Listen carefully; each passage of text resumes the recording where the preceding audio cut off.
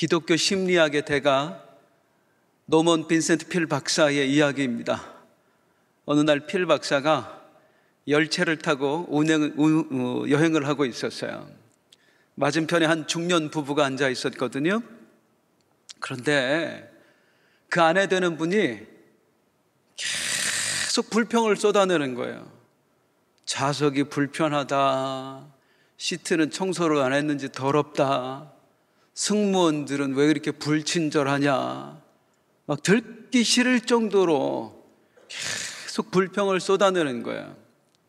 한참 그렇게 이제 듣고 있는데 그 남편 되시는 분이 이 필 박사님에게 이제 인사를 건넸습니다. 안녕하세요. 이렇게 같이 가게 됐는데 인사를 좀 나누겠다고. 제 소개 먼저 하겠습니다. 저는 변호사고요. 제 아내는 제조업에 종사하고 있습니다. 아, 그러시군요. 저는 아무개입니다 하고, 그런데 아내분은 어떤 걸 제조하시나요? 이렇게 물어봤어요. 그랬더니 그 남편이 하는 말이, 네, 제 아내는 불평을 만들어내는 제조업을 하고 있습니다.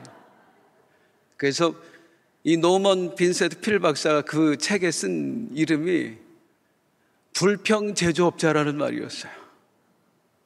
성경에 유명한 불평 제조업자가 있습니다. 바로 광야의 이스라엘 백성들입니다. 이 광야 이스라엘 백성들이 오늘 본문에도 보면 그렇게 불평을 쏟아내요. 그들이 뭐라고 불평했지요? 백성이 5절에 보면 5절이요. 백성이 하나님과 모세를 향하여 원망하되 어찌하여 우리를 애굽에서 인도해내어 이 광야에서 죽게 하는가? 이곳에는 먹을 것도 없고 물도 없도다. 우리 마음이 이 하찮은 음식을 싫어하노라 하매. 이렇게 불평을 쏟아내요. 문제는 뭐냐면 이 불평의 소리를 하나님께서 들으셨다는 거. 그리고 하나님께서 어떻게 하셨습니까? 바로 6절에 보면 여호와께서 불뱀들을 백성 중에 보내어 백성을 물게 하심으로 이스라엘 백성 중에 죽은 자가 많은지라. 하나님께서 불평하는 저들을 심판하셨습니다. 이 내용을 읽으면 참으로 오싹합니다. 무서워져요. 성경에는 우리 하나님을 사랑의 하나님이라고 표현해요. 하지만 하나님이 늘 사랑만 주시는 건 아니에요. 때로 우리 하나님께서는 공의의 모습으로 나타나십니다. 자, 하나님은 사랑이시고 하나님은 또한 공의이십니다. 그런데 이렇게 말씀을 드리면 간혹 우리 하나님을 오해하는 분들이 있어요. 이 말에 대해서. 하나님이 어떤 때에는 사랑이셨다가 또 어떤 때에는 공의를 우리에게 나타내셨다가 그렇게 하나님을 오해하는 분들이 있어요. 우리 자녀들이 우리 부모들을 보면서, 특히 엄마들을 보면서 종종 헷갈릴 때가 있습니다. 어느 날 엄마가 아빠하고 싸웠어요. 기분이 무척 안 좋아요. 너무 화가 나 있는 거예요. 그때 아들내미가 막 뛰어가다가 그만 이 탁자에 있던 컵을 떨어뜨려서 깨버렸습니다. 그때 엄마들 어떻게 하죠? 소리를 버럭 지릅니다. 야, 이놈의 자식아! 내가 집에서 뛰어다니지 말라고 그랬지. 애가 이제 너무 겁이 나는 거예요. 며칠이 지났습니다.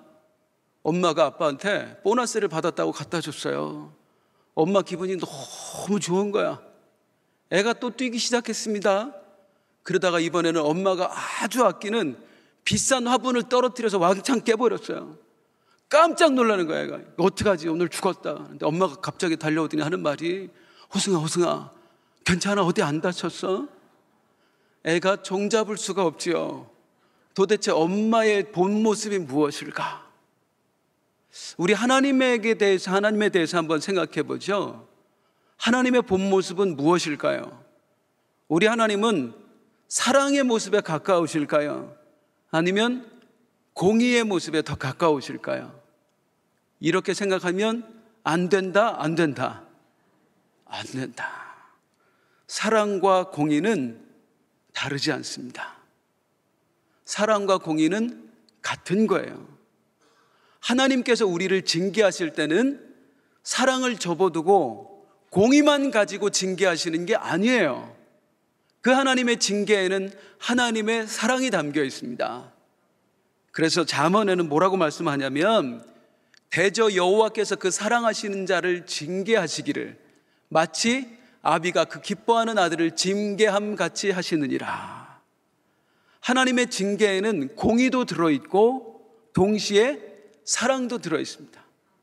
하나님은 징계하실 때에 얘를 혼내줘야 되겠다 그런 마음으로만 하시는 게 아니라 아비의 마음으로, 우리를 사랑하시는 마음으로 징계하세요. 우리를 깨우치고자 하시는 마음으로 징계를 하세요. 오늘 본문도 그런 관점에서 봐야 됩니다. 이스라엘 백성들이 심판받았습니다. 그런데 이걸 하나님의 공의라는 관점으로만 보면 너무 무서운 거예요. 그런데 그게 아니라 이 하나님의 징계에 무엇이 담겨 있다?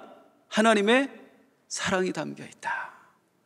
그렇다면 왜 이스라엘 백성들을 하나님은 사랑하시면서도 참지 않으셨을까? 왜 징계하셨을까? 그 내용에 대해서 오늘 우리가 한번 생각해 봐야 되겠죠. 자, 하나님은 사랑하십니다. 그래서 때로 우리를 징계하십니다. 그렇다고 해도 오늘 징계는, 오늘 본문에서 보여지는 이 하나님의 징계는 조금 과한 면이 없지 않아 있습니다. 무려 하나님께서 불뱀을 보내셨어요. 그래서 많은 사람들이 그 불뱀에 물려서 죽게 하셨어요. 뭐 때문에? 백성들이 어떻게 했다고? 원망했다고요. 불평했다고요. 아니, 불평 좀 했다고 하나님께서 사람을 죽이신다? 불뱀을 보내신다? 이러면 된다, 안 된다? 된다고 대답하면 큰일 납니다. 왜요? 우리가 불평을 입에 달고 살거든요. 하나님, 내가 언제까지 힘들어야 됩니까?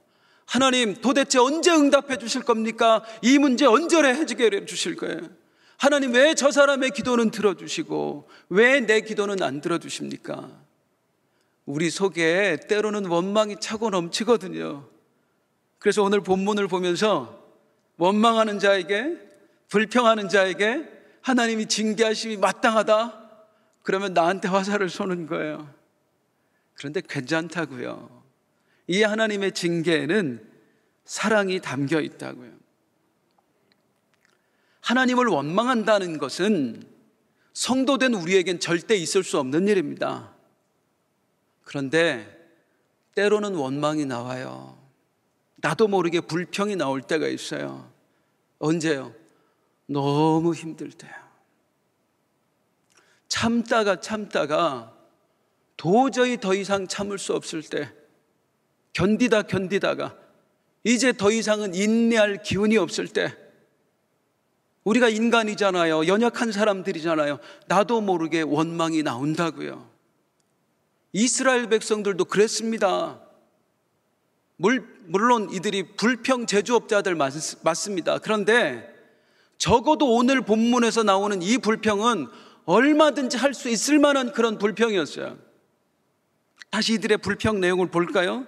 민수기 21장 5절에 백성이 하나님과 모세를 향하여 원망하되 어찌하여 우리를 애굽에서 인도해 내어 이 광야에서 죽게 하는가? 이곳에는 먹을 것도 없고 물도 없도다. 우리 마음이 이 하찮은 음식을 싫어하노라 하며. 퀴즈. 백성들이 지금 이 불평을 할 때가 광야 생활 초기였을까요? 말기였을까요? 언제 했을까요? 말기였어요. 어떻게 아셨어요? 손보고 대답하신 거 아니죠? 광야 생활 거의 끝나갈 무렵이었어요. 그러니까 지금 광야에서 몇 년을 떠돌았습니까? 40년. 40년이면 지칠만 합니다. 하나님께 부르짖어서 응답 못 받은 지 40년이면 지칠만 합니다. 지금 40년인데 본문에 불평하는 내용을 보면 며칠째 물도 제대로 못 마신 것 같아요. 거기다가 이들을 정말 힘들게 하는 건 뭐냐면, 아니 맛있는 것도 한두 번이죠. 광야에서 먹는 음식이 뭐라고요? 만나를 몇 년 먹었다고요? 40년. 하루 3끼 만나만 40년. 전에도 한번 말씀드린 적이 있는 것 같은데 제가 아는 한 분이 있어요. 이분이 느지막이 장가를 갔습니다. 노총각으로. 그래서 이제 주변에서 맺어주다 보니까 아주 착한 여자분인데 조금 부족한 분하고 결혼을 하게 되었어요. 신혼여행을 갔다 왔습니다. 아내가 남편에게 묻는 거예요. 어떤 음식 좋아하냐고. 그랬더니 나는 콩나물 좋아한다 그랬어요. 그 다음날 회사에 갔다가 왔더니 상을 차려놨는데 얼마나 사랑이 넘치는데 콩나물밥, 콩나물국, 콩나물 무침, 콩나물이 한 상이야. 이야, 내가 결혼 잘했다. 이 사람이 나를 사랑하는구나. 감사한 마음으로 먹었습니다. 그리고 그 다음날 회사 갔다가 저녁에 왔더니 또 콩나물밥, 콩나물국, 콩나물 무침. 그래도 고마워. 먹었어요. 그 다음날도 도대체 언제까지 가나 보자. 6개월 동안 매 끼니를 이혼했어요. 콩나물만 6개월 먹여도 이혼합니다. 이스라엘 백성들 만나만 가끔 메추라기 먹었죠. 만나만 삼시세끼 40년 먹었습니다. 지칠만 해요, 안 해요? 지칠만 해요. 아까도 말씀드렸습니다마는 40년 동안 이 고난이 지속된다고 생각을 해보세요. 우리 성도님들 정말 힘겨운 일을 만나고 계신 분이 있는데 그 일이 40년 동안 지속된다고 생각을 해보세요. 안 지치겠느냐고요. 원망이 안 나오겠느냐고요. 얼마든지 이해할 수 있는 일이에요. 이 불평 정도는. 특히 하나님 정도 되시면, 하나님은 사랑이시라 무한히 참아주시는 분이잖아요. 자비롭고 은혜롭고 노하기를 더디하시는 하나님, 그 하나님이 이 정도도 이해를 못하시는가? 그렇지 않다고요. 하나님의 징계에는 뭐가 담겨있다? 사랑이 담겨있다. 우리 하나님께서 이 징계를 내리신 이유가 있습니다. 마땅히 이 징계를 내리셔야 했습니다. 사실은 이스라엘 백성의 원망은 단순한 원망이 아니었습니다. 죽어 마땅한 죄였습니다. 아니, 원망이 죽어 마땅한 죄라고요. 정확히 말하면 그 원망에 숨겨진 마음, 저들이 그 입술로 원망을 내뱉고 있는데 그 입술로 내뱉는 이면에 숨겨진 저들의 마음이 하나님 보시기에 죽어 마땅했습니다. 그럼 도대체 이 원망 속에 어떤 마음이 숨겨져 있었을까요? 백성들의 원망에 숨겨진 마음을 한번 보도록 하겠습니다. 그 힌트가 오늘 본문에 나오는데요. 우리 4절 한번 읽어볼게요. 4절 같이 읽습니다. 시작. 백성의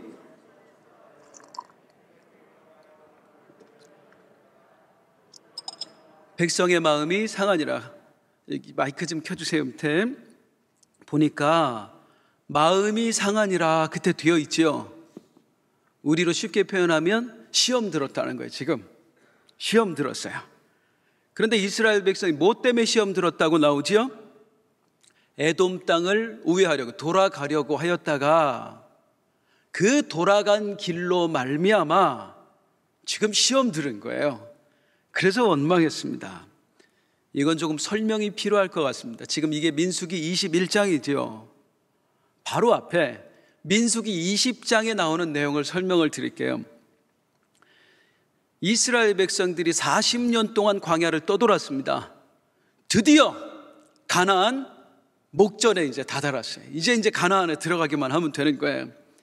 그때 모세가 가나안 초입에 있는 에돔 왕에게 사신을 보냅니다. 어떤 내용이냐면 우리가 하나님의 인도를 받아 지금 약속의 땅인 가나안으로 들어가려고 합니다. 그러니 당신네 에돔 땅을 좀 지나서 갈 수 있도록 허락해 주십시오. 왜? 이 땅이 지름길이었거든요. 쉽고 편한 길이었거든요. 그래서 좀 길을 내주시오. 우리가 지나갑시다 했단 말이죠. 그랬더니 에돔 왕이 답을 하는데 어떻게 하냐면 민수기 20장 20절 21절 같이 읽어보죠. 시작. 그는 이르되 너는 지나가지 못하리라 하고 에돔 왕이 많은 백성을 거느리고 나와서 강한 손으로 막으니 에돔 왕이 이같이 이스라엘이 그의 영토로 지나가볼 용납하지 아니하므로 이스라엘이 그들에게서 돌이키니라. 안 된다. 그냥 안 된다는 정도가 아니라 군대를 이끌고 와서 딱 막아서는 거예요. 만약에 들어오면 죽이겠다. 하는 수 없이 이스라엘 백성들이 거기서 되돌아갑니다. 그리고 다시 구름 기둥과 불 기둥의 인도를 따라서 광야로 돌아가는 거예요. 자, 그래서 이스라엘 백성들이 지금 원망하고 있다. 원망하고 있다. 그럼 여기서 좀 이상한 거 안 느껴지세요? 누가 거부했지요? 이 길로 좀 지나갑시다 했더니 누가 안 된다 그랬어요? 에돔 왕이 안 된다 그랬어요. 그럼 이스라엘 백성은 누구한테 원망해야 돼? 아니, 에돔 왕 저놈은 왜 저래 해야 돼요. 그런데 에돔 왕한테 원망하는 게 아니라 누구에게 원망했다? 모세와 여호와에게. 엉뚱한 사람에게. 러시아의 대문호 톨스토이의 이야기입니다. 이 톨스토이가 어렸을 때에 톨스토이의 집안에 도자기가 아주 많았대요. 그 톨스토이 아버지가 도자기 수집 광이었던 거예요. 그런데 톨스토이의 여동생이 아버지가 이렇게 가지고 있는 도자기 중에 예쁜 도자기가 하나 있는데 그게 너무 갖고 싶은 거예요. 아빠, 저 도자기 주시면 안 돼요? 안 돼. 주시면 안 돼요? 안 돼. 급기야 이 여자아이가 아빠 떼를 쓰다가 막 울어버렸어요. 그랬더니 아빠들이 딸에 약합니다. 저는 그 마음을 알지 못합니다만. 그래서 이 아빠가 결국에는 딸의 눈물에 못 이겨서 도자기를 줬어요. 이 톨스토이 여동생이 도자기를 안고 너무 좋은 거예요. 그리고 그거를 안고 이제 오빠한테 자랑하려고 막 뛰어갔습니다. 뛰어가다가 그만 문턱에 걸려서 넘어졌어요. 아빠가 아끼는 이 도자기가 바닥에 내동댕이 쳐서 박살이 나버렸습니다. 이 톨스토이 여동생이 그 자리에 주저앉아 엉엉 우는 거예요. 그러면서 하는 말이, 아빠 저 문턱 누가 만들었어요? 우리 집 지은 사람 누구예요? 그때 톨스토이가 나중에 대문호가 되고 어린 시절을 추억하면서 썼던 글이 있어요. 건축자의 잘못일까? 원망하려면 잘못한 사람한테 해야 돼요. 지금 분명히 이 길로 못 지나갑니다 했던 사람은 에돔 왕입니다. 그런데 이스라엘 백성은 이상하게도 에돔 왕에게 원망하지 않아요. 누구에게? 모세와 여호와에게. 정확히는 하나님을 향해 원망해요. 왜 그럴까요? 왜 에돔 왕이 아니라 하나님을 향해 원망을 퍼붓고 있을까요? 여기에 이제 담겨진 마음이 있습니다. 사실 이스라엘 백성들은 에돔 왕이 딱 막아섭니다. 그리고 어쩔 수 없이 돌아갑니다. 그때는 원망을 안 했습니다. 성경에 보면 그때는 원망하지 않았어요. 그냥 되돌아가요. 왜? 저들이 죽이겠다고 나와 있는 군사들이 너무 무서웠던 거예요. 그 군사들하고 싸우기가. 그래서 돌아 나오면서 아이고 살았다. 큰일 날 뻔했네. 그래 처음에는 원망하지 않아요. 그런데 이들이 갑자기 돌변합니다. 어떤 일을 만나서 어떤 일을 계기로 돌변합니다. 그리고 느닷없이 하나님을 향해 원망을 내뱉어요. 왜 그럴까요? 에돔 왕에게 거부당하고 나서 광야를 다시 돌아가는데 이런 사건이 하나 생깁니다. 이스라엘 백성들을 돌변하게 만든 사건이에요. 이 이야기를 잘 들으면서 내가 무엇을 주의해야 할까 유념해서 들으셨으면 좋겠어요. 자, 무엇이 이스라엘 백성들로 하여금 이 마음이 완악하게 했을까? 자, 오늘 본문이에요. 이제 돌아가다가 어떤 일을 만나냐면 민수기 21장 1절입니다. 같이 읽겠습니다. 시작. 네겝에 거주하는 가나안 사람 곧 아랏의 왕이 이스라엘이 아다림 길로 온다 함을 듣고 이스라엘 쳐서 그중 몇 사람을 사로잡은지라. 이스라엘 백성들이 돌아가는데 아랏이라고 하는 작은 족속들이에요. 그 작은 족속이 군사를 이끌고 와서 기습을 한 겁니다. 그래서 이스라엘 백성들 몇 사람을 죽여요. 그리고 또 몇 사람을 포로로 잡아가요. 그 기습 앞에 속수무책 당했어요. 아무것도 할 수 없는 거예요. 그리고 너무 무서웠어요. 그래서 이스라엘 백성들이 어떻게 하냐면 하나님께 기도합니다. 도와달라고. 그게 민수기 2장 21장 2절 3절이에요. 시작. 이스라엘이 여호와께 서원하여 이르되 주께서 만일 이 백성을 내 손에 넘기시면 내가 그들의 성읍을 다 멸하리이다. 이렇게 기도하니까 3절. 여호와께서 이스라엘의 목소리를 들으시고 가나안 사람을 그들의 손에 넘기심에 그들과 그들의 성읍을 다 멸하니라. 그러므로 그곳 이름을 호르마라 하였더라. 하나님께서 싸워서 이기게 하셨습니다. 그래서 그곳 이름을 호르마라 하였더라. 호르마의 뜻은 진멸이라는 뜻입니다. 하나님이 저들을 완전히 진멸시키도록 도와주셨다. 즉 하나님께서 은혜를 베푸셨다. 그럼 은혜를 받았잖아요. 지금 하나님이 은혜 베푸셨어요. 이기게 해주셨어요. 이기게 해주셨으면 감사해야 돼요. 감사해야 돼요.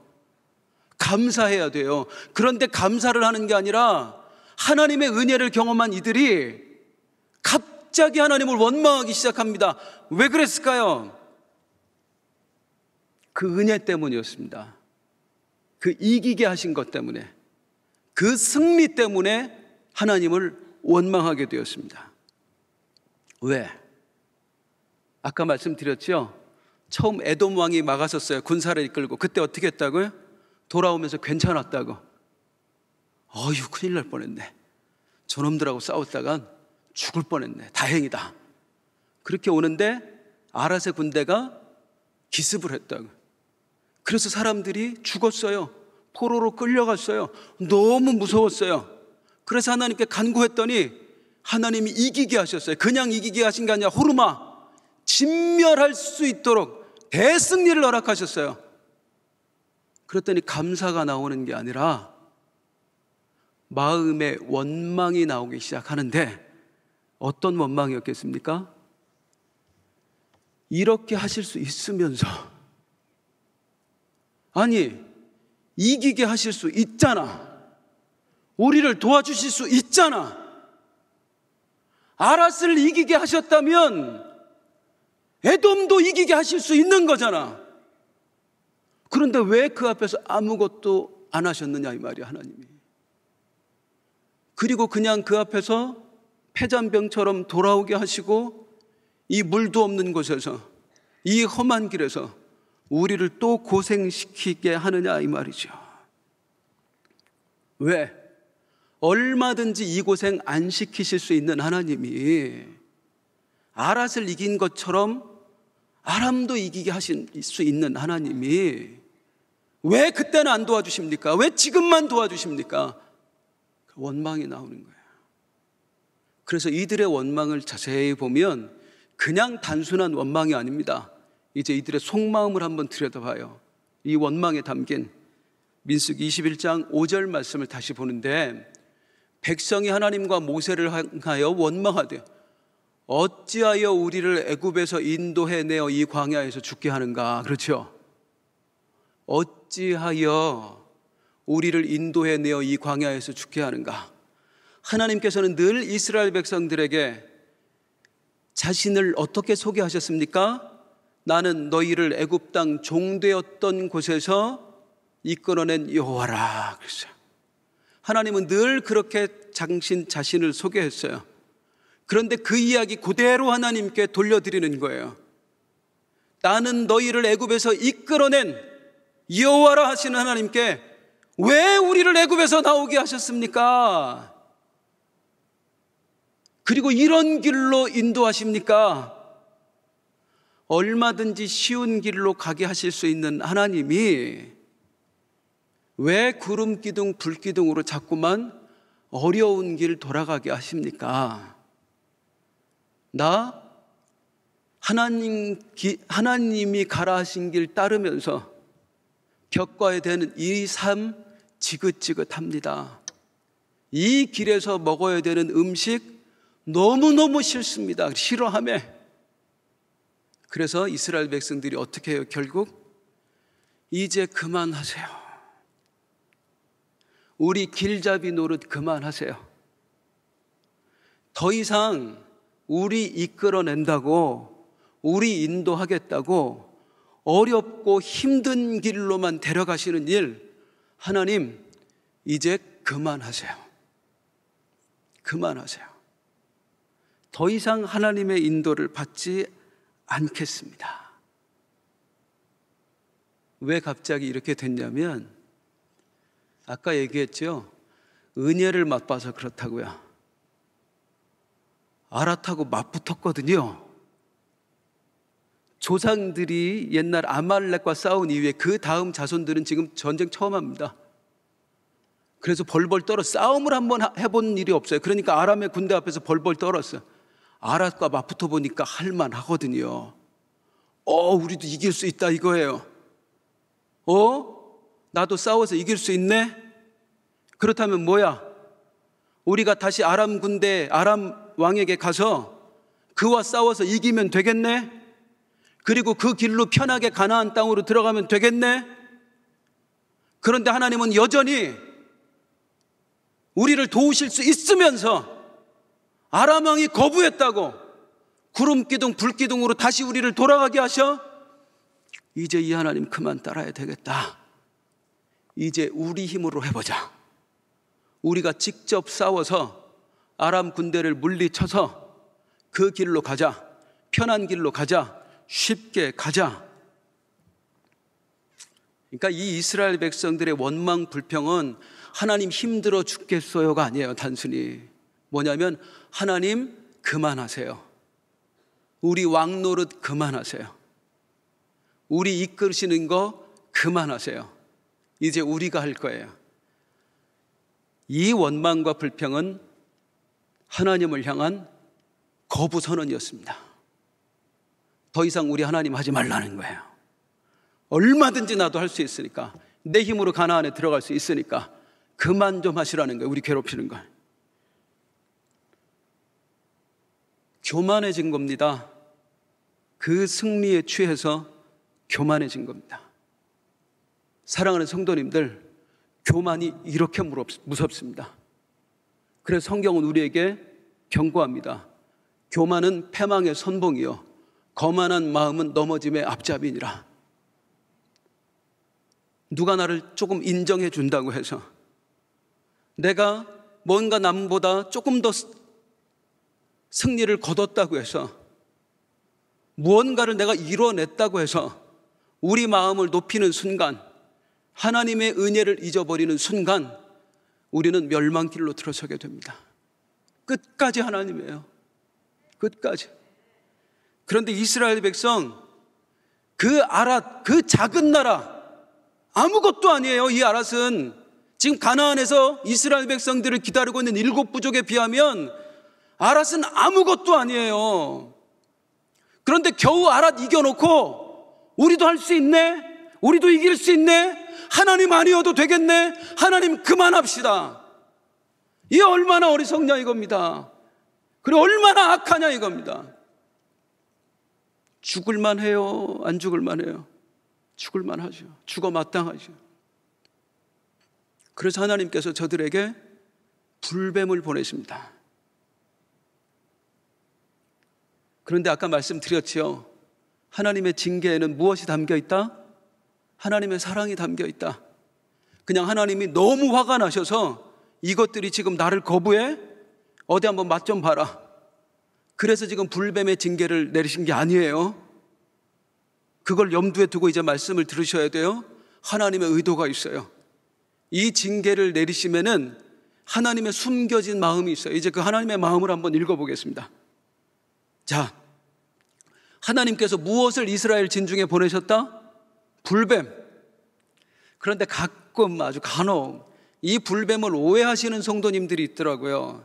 불뱀을 보냈다 하면 머릿속에 어떤 장면을 그리냐면 하늘에서 불로 된 뱀이 막 떨어지는 걸로 상상하시는 분들이 있어요. 이 불뱀은 그런 불뱀이 아닙니다. 이 불뱀은 광야에 있는 독사의 한 종류예요. 이 뱀의 독에 중독이 되면, 뱀에 물리면 온몸에 불이 붙은 것처럼 열이 나서 죽어요. 그래서 불뱀이라고 불러요. 그러니까 하늘에서 뚝 어느 날 갑자기 떨어진 게 아니라 광야에 있는 그런 뱀이었다 이 말입니다.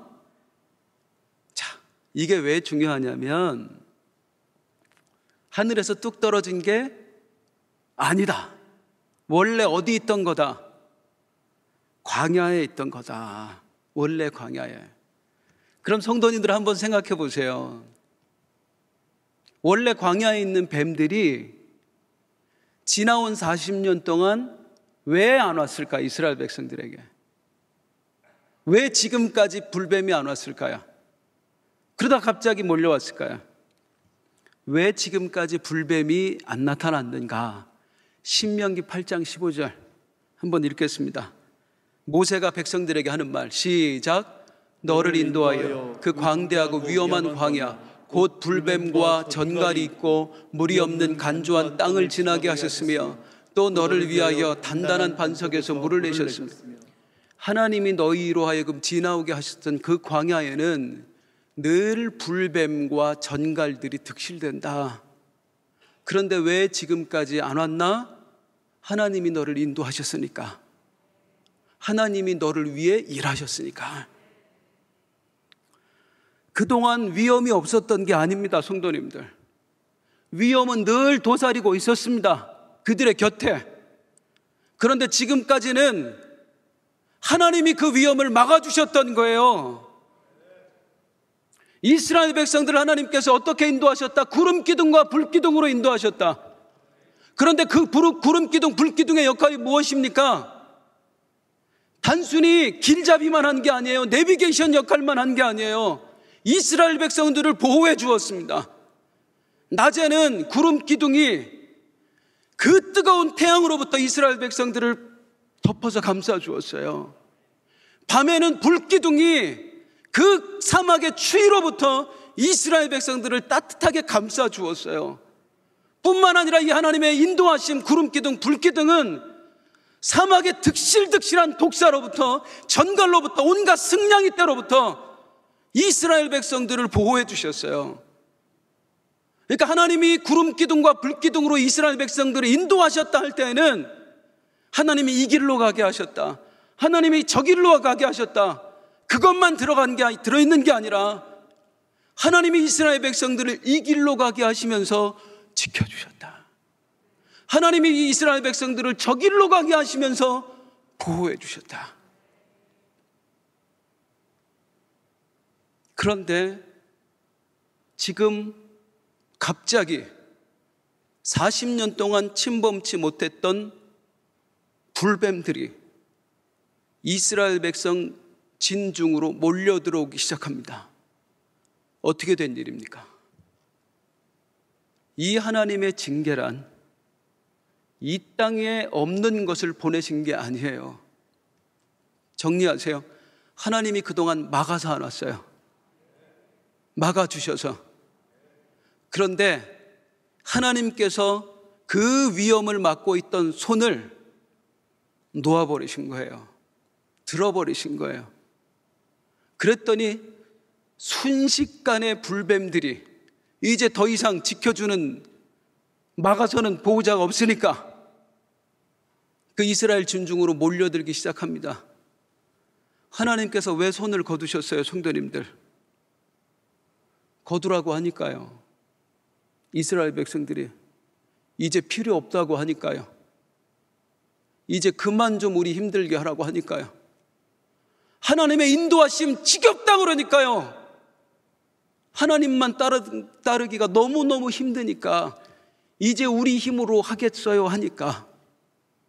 그러니까 하나님이, 저들에게 외면당하신 하나님이 손을 들어버리시는 거예요. 그랬더니 이스라엘로서는 감당할 수 없는 위험이 들이닥치기 시작합니다. 수많은 사람들이 죽어가요. 아우성이에요. 하나님 살려달라고. 어떤 인생들이 하나님을 향해서 필요 없다고 얘기했죠? 고작 이런 인생들이. 하나님이 보호의 손길을 거두시면 아무것도 할 수 없는 인생들이.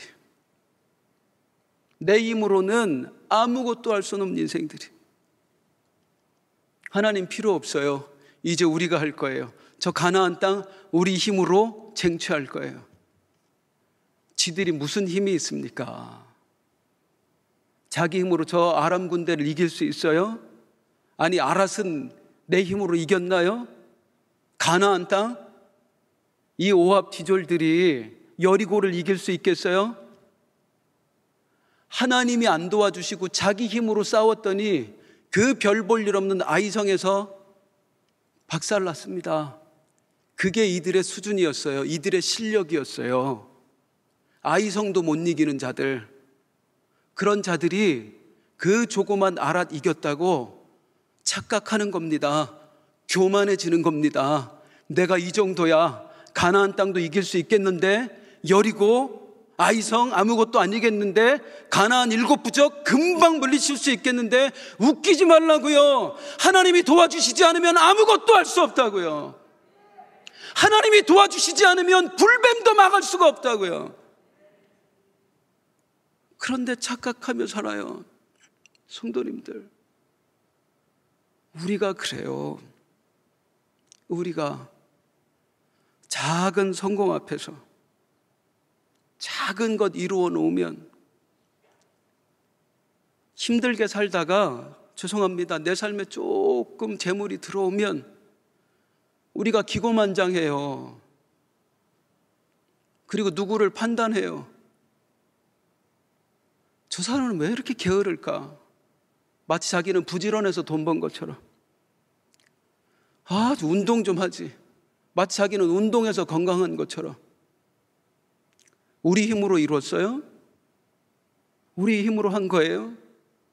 그런데 안 그래요. 늘 우리는 이렇게 악합니다.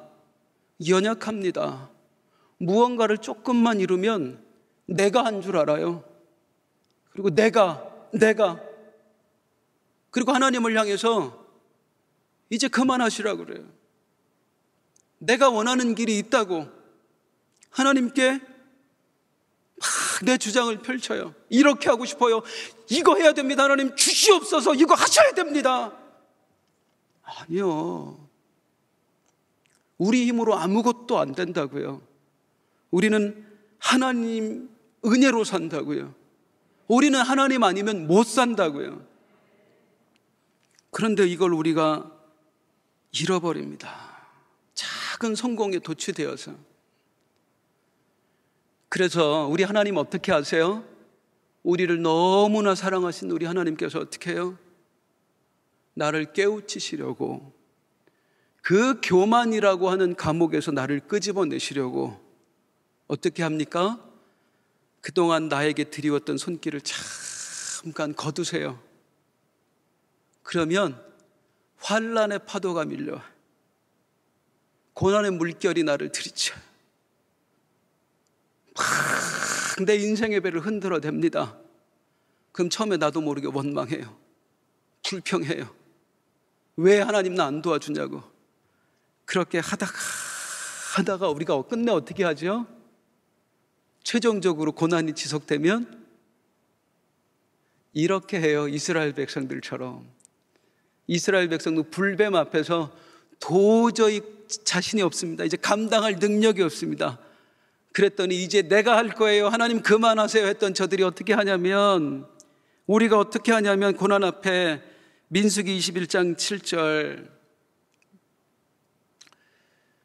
백성이 모세에게 이르러 말하되 우리가 여호와와 당신을 향하여 원망함으로 범죄하였으니. 결국에 기도하다 보면 마지막엔 회개 나오더라고요. 깊은 기도 가면 회개밖에 안 나와. 처음에는 원망도 나오고 불평도 나오고 이것저것 하다가 기도가 깊이 들어가면, 성도님들 인정하세요? 보이는 건 내 죄밖에 없더라고요. 다 지금 이 당하는 고난, 내 허물이었구나, 내 실수였구나, 그러면서 무릎 꿇게 되지 않던가요? 하나님, 내 힘으로 할 수 있는 것 아무것도 없는데 내가 착각했습니다. 내 힘으로 살 수 있는 줄 알았습니다. 내가 열심히 기도해서 복받은 줄 알았습니다. 내가 열심히 헌신해서 잘된 건 줄 알았습니다. 모든 것이 하나님의 은혜였는데, 하나님, 내가 잘해서 그리 된 줄 알았습니다. 하나님이 봐주지 않았더라면, 하나님이 공의로만 나를 대하셨다면 나는 100번도 죽어 마땅한데, 하나님이 나를 길이 참아주셔서 수없이 나를 봐주시고 용서해 주셔서 이 은혜를 입고 사는 건데, 내가 착각했습니다. 주여, 내가 죄인입니다. 이스라엘 백성들이 그랬어요. 하나님, 잘못했어요. 무릎 꿇었어요. 그랬더니 사랑의 하나님, 그 즉시로 어떻게 하십니까? 거두었던 손을 다시 내밀어 버리십니다. 그리고 이스라엘 백성들을 곧 불뱀의 고통으로부터 건져주세요. 그런데 그 방법이 아주 신기하죠. 희한합니다. 어떤 방법으로 하세요? 민수기 21장 8절, 여호와께서 모세에게 이르시되 불뱀을 만들어 장대 위에 매달아라. 물린 자마다 그것을 보면 살리라. 그것을 보면 살리라. 하나님은 하고 많은 방법 중에 왜 이런 방법을 택하셨을까? 한번 생각해 보세요. 우리 하나님 지혜가 얼마나 뛰어나십니까? 하나님께서 이스라엘 백성들을 살리실 수 있는 방법은 수만 가지, 수십만 가지는 될 거예요. 그런데 그 하고 많은 방법 중에 왜 하나님 하필이면 이 방법을 선택하셨을까? 왜 노뱀을 달아서 그걸 보는 자마다 살리라 하게 하셨을까? 주목해서 들어보세요. 자, 생각해봐요, 성도님들. 이스라엘 백성들이 지금 어쩌다가 불뱀의 징계를 받게 되었습니까? 원망하다가, 불평하다가, 그 원망, 불평에 담긴 진짜 속마음이 뭐였다고요? 약한 마음이, 하나님 필요 없어요. 이제 하나님 안 보고 살 거예요. 이제 구름기둥과 불기둥의 인도 더 이상 안 받을 거예요. 구름기둥, 불기둥 40년 동안 쳐다보고 살았는데 고작 이거 이제 더 이상 안 봅니다. 이제는 우리 길 우리가 개척하겠습니다. 그런 자들에게 하나님이 불뱀을 보내셨고 저들로 하여금 하나님을 향해 무릎 꿇게 하셨죠. 그리고 하나님이 선택하신 방법, 불뱀을 노스로 불뱀을 만들어 장대에 매달아라. 그리고 그 위를 바라보게 하라. 무슨 말이에요? 다시 바라봐라 그겁니다. 다시 바라봐라. 하나님이 하셨던 말씀이 보면 살리라잖아요. 사랑하는 내 백성아, 네가 지금까지 이 광야 생활 네 힘으로 온 것 같으냐? 네 능력으로 살아온 것 같으냐? 네가 여기까지 올 수 있었으면, 네가 광야의 그 모진 위험으로부터 그 어려운 난관을 다 극복하면서 여기까지 올 수 있었던 것은 구름기둥을 받기 때문이야. 불기둥을 받기 때문이야. 내가 언제 가야지, 어디로 가야지가 아니라, 우리 목사님 말씀하시잖아요, 늘. 갑자기 구름기둥 움직이면 느닷없이 짐을 싸야 된다고요. 그래서 이스라엘 백성들 너무 힘들었다고요.